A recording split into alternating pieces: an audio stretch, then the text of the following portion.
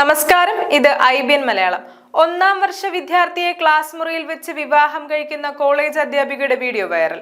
പ്രൊജക്ടിന്റെ ഭാഗമായിട്ടാണ് വിവാഹം നടന്നതെന്ന് പറഞ്ഞ അധ്യാപികയോട് നിർബന്ധിത അവധിയിൽ പ്രവേശിക്കാൻ നിർദ്ദേശം നൽകി കോളേജ് അധികൃതർ.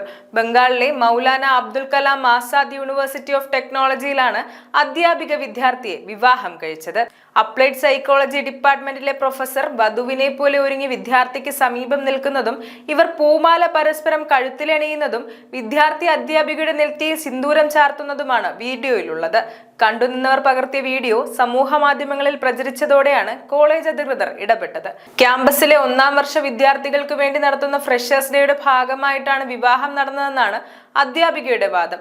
തെറ്റിദ്ധരിപ്പിക്കുന്ന തരത്തിൽ അത് ആരൊക്കെയോ പ്രചരിപ്പിക്കുകയായിരുന്നുവെന്നാണ് അധ്യാപിക പറയുന്നത്. പോലീസിൽ പരാതി നൽകാൻ ഒരുങ്ങുകയാണ് താനെന്നും അധ്യാപിക പറഞ്ഞു. വിഷയം ഗൗരവമായി എടുത്തിട്ടുണ്ടെന്ന് വൈസ് ചാൻസലർ തപസ് ചക്രവർത്തി വ്യക്തമാക്കി. പ്രത്യേക കമ്മിറ്റി രൂപീകരിച്ച് അന്വേഷണം നടത്തുന്നുണ്ട്.